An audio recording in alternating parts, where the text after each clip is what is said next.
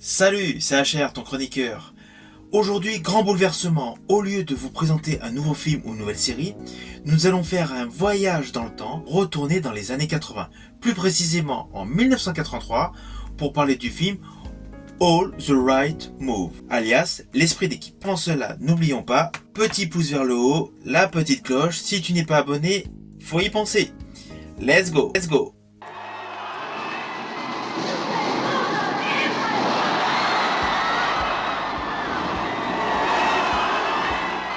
So you guys are going to go on in your lives, you're going to achieve some great success, with all in your hands.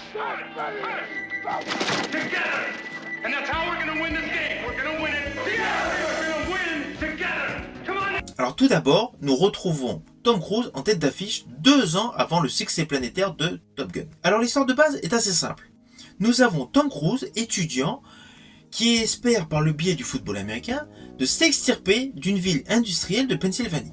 Évidemment, il fait beaucoup d'erreurs car il veut tellement se montrer en avant qu'il la joue perso.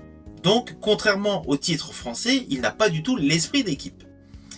Il se confronte donc à son entraîneur qui est joué par Greg T. Nelson, tout droit sorti du succès de Poltergeist, produit par Steven Spielberg. Alors, à partir de là, il y a plein d'événements qui se construisent tout autour du film. Il est évident, les mœurs et les coutumes des jeunes américains aujourd'hui peuvent paraître un peu décalées, car c'est un vieux film. Mais là-dessus, on passe assez vite. Il a des éléments dans son entourage, Tom Cruise, dans le film, qui lui permettent d'évoluer mentalement. Je pense notamment à sa petite amie, qui est jouée par Lea Thompson. Alors, Lea Thompson, pour la petite histoire, vous l'avez vu dans la trilogie Les Retours vers le futur. Revenons à notre film. Alors, tout au long du déroulé de l'histoire, nous avons plusieurs éléments qui gravitent donc autour de Tom Cruise. Même parmi ses amis. Il y en a un malheureusement qui se fait arrêter par les forces de l'ordre car il a fait une grosse bêtise. Il a un autre de ses collègues qui se marie. Enfin voilà, on a l'évolution sentimentale, professionnelle de tout son entourage. Et forcément, lui-même prend de la maturité. Le film du coup prend une dimension différente. Car sur fond de football américain, en fait, il y a certaines valeurs américaines profondes, comme les valeurs familiales, le respect, etc. Donc, le film est très intéressant, déjà, pour le contexte de l'histoire. L'autre particularité qui le rend très intéressant, c'est qu'il nous présente une ville industrielle de Pennsylvanie, avec une classe sociale très modeste. C'est très rare de voir cela.